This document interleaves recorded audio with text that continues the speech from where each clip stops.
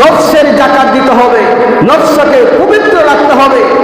আর 2 নম্বর হলো দেহর জাকাত দিতে হবে। দেহর জাকাতটা হলো ফিতরের মাধ্যমে দেহর জাকাত আদায় হয়ে যাবে। এজন্য আমরা ছোট বড় সবাই, গরিব অসহায় সবার ফিতরা দিতে হবে। আর 3 নম্বর হলো মালের জাকাত। মালের জাকাত সবার উপর ফরজ নয়। আল্লাহ পাক যাদের উপর অর্থ সম্পদ দান করেছেন, যাদের টাকা পয়সা সম্পদ জমায়েত আছে, বলতে পারেন আমাদের অর্থ সম্পদ কেমন জমায়েত আছে। হিসাব করে দেখা যায় গত রমজান থেকে নিয়ে এই রমজান পর্যন্ত আপনার আয় ব্যয় করে যদি 50,000 টাকা আপনার আয় থাকে, এই 50,000 টাকা হিসাব করে শতকরা 2.5 টাকা করে জাকাত দিতে হবে। আপনার গত রমজান, আমরা তো হিসাব করি যে জাকাত রমজান মাসেই দেয়, কিন্তু আমরা এই হিসাবটাই বেশি ভাগ করে থাকি। যদি এই হিসাব করি তাহলে গত রমজান থেকে নিয়ে এই রমজান পর্যন্ত 1 বছর হয় না? 1 বছর আপনার স্ত্রী পুত্র সন্তান যারাই আছে তাদেরকে ভরণ পোষণ আয় ব্যয় হিসাব করে যদি দেখবেন যে আমার আয়ের মধ্যে আছে 20,000 টাকা বা 10,000 টাকা বা 5,000 টাকা বা 2,000 টাকা, 1,000 টাকাও যদি আপনার থাকে যে আমার আয় ব্যয় করে 1,000 টাকা অবশিষ্ট আছে, এই 1,000 টাকার জাকাত আপনার দিতে হবে। এটা আল্লাহর হুকুম। কার হুকুম? আল্লাহর হুকুম। যদি মনে করেন যে ফিতরা দিলেই তো ছাড়ে না, এই 1,000 টাকার জাকাত কত আসবে? শতকরা 2.5 টাকা হইলে 25 টাকা। এই 25 টাকা আপনার জাকাত দিতে হবে। আপনার উপর জাকাত খরচ করেছেন কিন্তু আপনি জাকাত মানলেন না, আপনার নাম মুসলমান থেকে নাম কাটা যাবে। এই জন্য ভাই আমরা যাই যে চিন্তাই করি না কেন, সামান্য একটু অর্থের লেগে যদি আমরা মুসলমান থেকে আমার নামটা কেটে যায়, তাহলে আমার মতো হতভাগা আর কেউ হইতে পারে? মুসলমান হওয়ার পরে আমার মুসলমান থেকে নাম কাট হয়ে যাবে। এজন্য ভাইয়ের আমার এরকম ভাবে আল্লাহ পাক যাদেরকে অর্থ সম্পদ দান করেছেন, যাদেরকে আল্লাহ রাব্বুল আলামিন টাকা পয়সা অর্থ সম্পদ দান করেছেন, ওই ব্যক্তিদের উপর আল্লাহ পাক যাকাত ফরজ করে দিয়েছেন। যদি যাকাত আদায় না করি, যদি যাকাত প্রদান না করি, যদি যাকাত আদায় করার ক্ষেত্রে কৃপণতা করি, আল্লাহ পাক বলেন ওই বান্দার জন্য কঠিন কঠিন শাস্তির ঘোষণা আল্লাহ তাআলা করে দিয়েছেন। আল্লাহ পাক বলেন ওয়াল্লাযীনা ইয়াকনিসুনা আয-যাহাবা ওয়াল ফিদ্দাতা ওয়া লা ইউনফিকুনাহা ফী সাবিলিল্লাহ ফাবাশশিরহুম বিআযাবিন আলীম ইয়াওমা ইহমা আলাইহা ফী নারি জাহান্নামা ফাতুকওয়া বিহা জিবাহুহুম ওয়া যুনুবুহুম ওয়া যুহুরুহুম হাযা মা কানাসতুম লিআনফুসিকুম ফাযুকু মা কুনতুম তাকনিজুন। আল্লাহ রাব্বুল আলামিন বলেন ওই বান্দা কাল কিয়ামতের ময়দানে তার অর্থ সম্পদ টাকা পয়সা যা কিছু আছে, টাকা পয়সা অলংকার স্বর্ণ গহনাদি যা কিছু আছে, সব কিছু আল্লাহ পাক এক জায়গার মধ্যে করবেন, এক জায়গায় জমা করবেন। করার পরে এই অর্থ সম্পদ গুলা আগুন দিয়ে গলাইবেন। গলানোর পরে এই আগুন, এই গলানোর পরে এই মাল সম্পদ গুলা আগুন দিয়ে গলানোর পরে আল্লাহ পাক ফেরেশতাদেরকে বলেন এই বান্দার শরীরের মধ্যে চতুর্থ সাইডে দাগ দিতে থাকো। যেমন ধরেন কোন ঘন্টা কোন লোহা যদি জাল দিতে দিতে আগুন দিতে দিতে যখন লাল টকটকা হয়ে যায়, ওই লাল টকটকা রড যদি কোনো বান্দার শরীরের মধ্যে রাখা হয় তাহলে তার শরীর থাকবে, দাগ হয়ে যাবে সঙ্গে সঙ্গে সেকেন্ডের ভিতরে। এরকম ভাবে ওই মালগুলা উত্তপ্ত আগুনের দ্বারা লাল টকটকা করে বান্দার শরীরের মধ্যে দাগ দিতে থাকবে, পেটের মধ্যে সমস্ত শরীরের মধ্যে দাগ দিতে থাকবে। আর বলবে তুমি দুনিয়াতে টাকা পয়সা অর্থ সম্পদ জমায়েত করে রেখে দিয়েছিলা, গরিবদের হক তুমি নষ্ট করেছিলা, আজকে গরিবদের হক নষ্টকারী এবার মজাটা তুমি বুঝো, এবার সাপ তুমি গ্রহণ করো যে জমায়েত করা কি ধরনের শাস্তি? তুমি এতিমকে ঠকাইছো, তুমি গরিব মানুষদেরকে ঠকাইছো, তুমি আত্মীয় স্বজনের হক নষ্ট করে তুমি টাকা পয়সা সব জমা করে রাখছো, তোমার উপর জাকাত করেছিল, তুমি জাকাত দাও নাই, আজকে তার শাস্তি তুমি গ্রহণ করো। আরেক হাদিসের মধ্যে আছে তুল সম্পদগুলা বিশাল আকারে একটা অজগর সাপ হবে। কি হবে? সাপ হবে। হাদিসের মধ্যে আছে এই সাপটা পা থেকে পেঁচাইতে পেঁচাইতে পেঁচাইতে পেঁচাইতে এই সাপটা তখন মাথার একবারে কপালের সোজাসুজি হয়ে হাঁ করে ফনা ধরে থাকবি, এক একটা সবুজ দিবি আর বলবি আমি তোমার ধন সম্পদ, আমি তোমার গচ্ছিত সম্পদ, আমি তোমার মাল, আমি তোমার ধন সম্পদ। এরকম এক একটা মালের কথা বলবে, এক একটা সবুজ দিবে। আর যখন একটা সাপ এক একটা সবুজ দিবে, 70 হাত মাটির নিচে বান্দা ডুবে যাবে, আবার সাপটা টেনে টেনে উপরে উঠাইবে, আবার দংশন করবে, আবার উঠাবে, আবার দংশন করবে।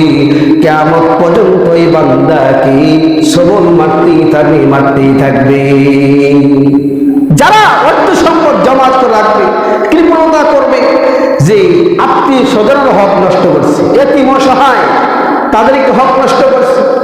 এরকম লোক আছে না যে আমার ভাই অথবা আত্মীয়র একটা হক আছে, এই হকটা নষ্ট করছে, সে নিজেই একাই সব কিছু গ্রহণ করছে। কি করছে? এই সমস্ত বান্দাদেরকে আল্লাহ রাব্বুল আলামিন এমন কঠিন শাস্তির ঘোষণা আল্লাহ পাক দিয়েছেন। হযরত আবু সিনান রহমতুল্লাহি আলাইহি দরবারে কিছু আল্লাহর বুজুর্গ আসছেন তাবিঈনের যুগে। আবু সিনান রহমতুল্লাহি আলাইহি বলেন, চলো আমার গ্রামের মধ্যে একজন লোক মারা গেছে, তার ভাই কিন্তু কান্না বন্ধ করে না, তাকে আমরা একটু সমবেদনা দিয়ে আসি, সান্ত্বনা দিয়ে আসি। আল্লাহর বুজুর্গরা তার বাড়িতে চলে গেছেন। যাওয়ার পরে বলতেছে, ভাই আপনি কান্দেন কেন? আপনি কি জানেন না মৃত্যু সবার একদিন অবধারিত? আপনার আমার একদিনে দুনিয়া ছেড়ে চলে যেতে হবে, কেন্দে চোখের পানি ফেলে আর কি লাভ?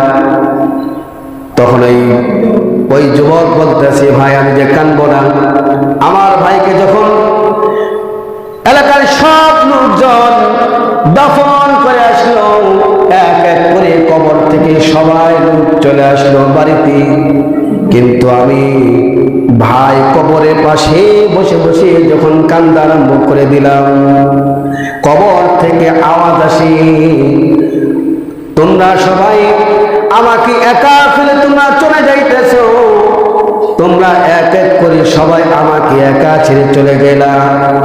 এদিকে আমাকে এমন কঠিন আযাবের মধ্যে গ্রেফতার করা হয়েছে, এমন কঠিন আযাব দিচ্ছে যে আমার তা সহ্য হচ্ছে না।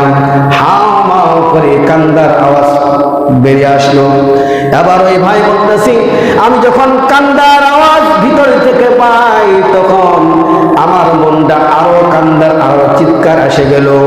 আমি সহ্য না করতে পেরে আমার ভাইয়ের কবর থেকে মাটি সরাই দেখলাম, আমার ভাইয়ের গলা পা থেকে নিয়ে গলা পর্যন্ত আগুনের বেড়ি পরানো হয়ে দিয়েছে। আমি যখন কবরের মাটিটা সরাইলাম, সরানোর পরে দেখলাম যে আমার ভাইয়ের পা থেকে নিয়ে মাথা পর্যন্ত আগুনের বিড়ি লাগায় রাখছে, ধাউ ধাউ করে আগুন জ্বলছে। এই আগুন দেখে আমার তো সহ্য হচ্ছে না, আমার আরো চিৎকার বেড়ে গেল। নিরুপায় হয়ে আমি চিন্তা করে দেখলাম, দেখি না আমার ভাইয়ের গলার থেকে আগুনের বিড়িটা একটু খুলে রাখি। যখন মাটিটা সরাই হাত বাড়াইছে খোলার জন্য, সঙ্গে সঙ্গে তার হাত পুরা যায় ছাই হয়ে গেছে, পুরা যায় ছাই হয়ে গেছে। আবার সিনান রহমতুল্লাহ গেলে বলেন, তোমার ভাই কি এমন খারাপ কাজ, গুনার কাজ করেছি যার কারণে তোমার ভাই কবরের মধ্যে এরকম শাস্তি? সিনান এই কথা বলার পরে তার ভাই বলতেছে, আমার ভাই নামাজ পড়তো বা সত্য, আমার ভাই রোজাও রাখতো, আমার ভাই সবার সাথে ভালো ব্যবহার করত, কিন্তু আমার ভাই একটা জিনিস করতো না। বলে কি করতো না? তো আমার ভাই টাকা পয়সা অর্থ সম্পদের মধ্যে আমার ভাই অতিরিক্ত লোভ ছিল। আমার ভাইয়ের পর যাকাত ফরজ ছিল, যাকাত দেয় নাই। আত্মীয় স্বজনের হক দেয় নাই, পাড়া প্রতিবেশী বেশিদের হক নষ্ট করেছেন, যাকাত দেয় নাই। যাকাত না দেওয়ার কারণে আল্লাহ পাক আমার ভাইয়ের কবরের মধ্যে আগুনের বিড়ি লাগায় রাখছে। তাহলে দেখেন, এই অর্থ সম্পদ টাকা পয়সা যা কিছু আছে, আজকে আপনি মাথার ঘাম পায়ে ফেলে এত টাকা উপার্জন করেছেন, এই টাকা অর্থ সম্পদ আপনার সন্তানরা খাবে না? আপনি যদি মারা যান, আপনার সন্তান, আপনার স্ত্রী, আপনার আত্মীয় স্বজন খাবে। কিন্তু আপনি কি একবার চিন্তা করে দেখছেন যে আমি যখন এই দুনিয়া থেকে চলে যাব, এই অর্থ সম্পদ তো নেওয়ার মতো কোনো ক্যাপাসিটি নাই। তাহলে এই অর্থ সম্পদ দুনিয়ার মধ্যেই থেকে যাবে। তাহলে আমার কিছু পুঁজি, আমার কিছু ন্যাক আমল করার দরকার আছে না নাই? যে এই অর্থ সম্পদ দিয়েছেন কে? ওই মালিক। যে মালিক যদি আপনি অর্থ সম্পদ না দিত, তাহলে আপনি এত অর্থ সম্পদের মালিক হইতেন? হওয়া সম্ভব না। এই অর্থ সম্পদ মালিকই দিচ্ছে। তার এই অর্থ সম্পদ থেকে আমি কিছু অর্থ আমি মালিকের কাছেই খাটাই দিই। এই যাকাতের টাকা হিসাব করে করে বান্দাদেরকে দেওয়া, প্রদান করা। কেউ যদি কৃপণতা করে, এই কৃপণতার স্বাদ আল্লাহ পাক তাকে শাস্তির ব্যবস্থা করেই রাখছে, রেডি করে রাখছে।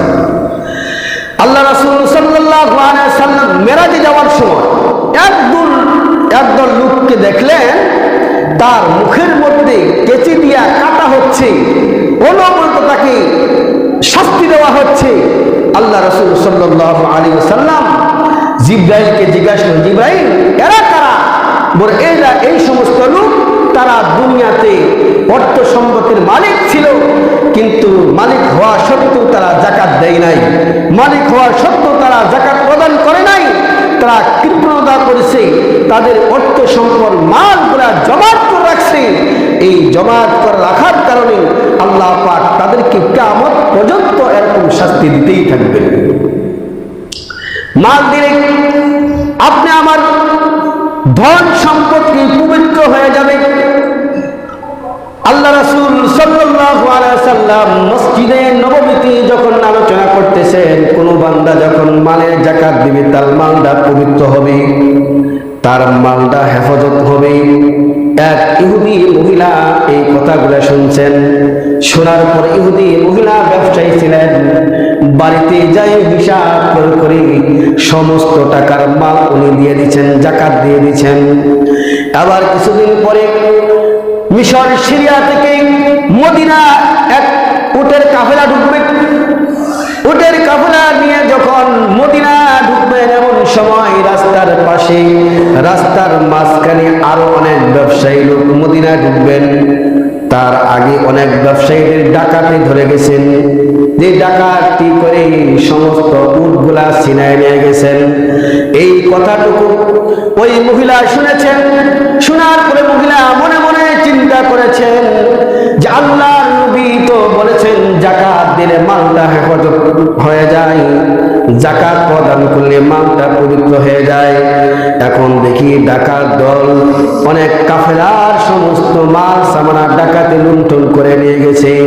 আমি আমার মাল যদি হেফাজত না হয়, আমার মাল যদি মক্কা মদিনায় না ঢুকে, যদি আমার মালটা হারিয়ে যায়, তাহলে আগামী কাল রাসূলের কলারটা ধরে বলবো, ও আল্লাহর নবী, তুমি তো বলেছে মাল যাকাত দিলে মালটা হেফাজত হয়, মালের যাকাত দিলে মালটা পবিত্র হয়ে যায়, কিন্তু আমি যাকাত প্রদান করেছি, তারপরও আমার মালটা হেফাজত হয় নাই।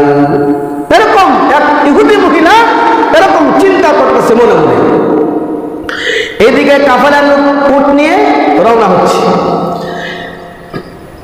কিছুদিন যাওয়ার পরে দেখা যায় ওই জায়গার মধ্যে ডাকাতি হচ্ছে। যখন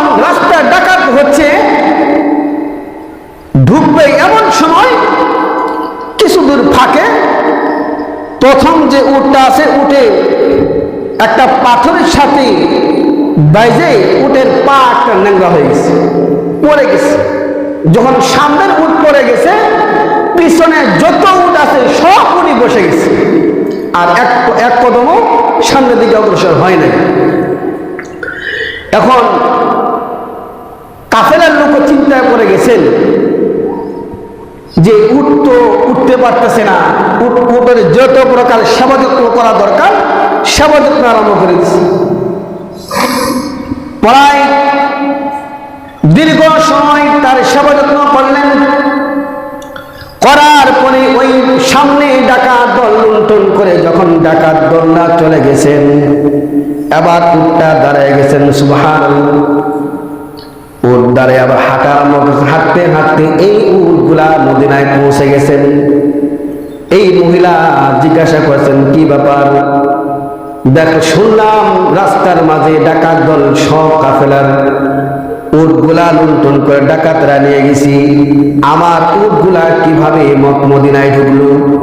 তখন ওই রাখাল বলে যে রাস্তার মাঝে প্রথম ঘোড়ার একটা পাথরের সাথে বেজে উটটা পড়ে গেছে, তার পাড়া একটু খোঁড়া হয়ে গেছে, হাঁটতে পারে না, সব উটগুলা শুয়ে গেছে। কিছু সেবা যত্ন করার পরে উটটা আবার দাঁড়িয়ে গেছেন। যখনই সুস্থ হয়ে গেছেন তখনই আমি আবার এই কাফেলা নিয়ে মদিনায় ঢুকে পড়লাম। এই মহিলা বলে, এতে কোনো মালিকের কোনো মানুষের কোনো ক্যাপাসিটি নয়, এটা আল্লাহ রব্বুল আলামিনের সাহায্য।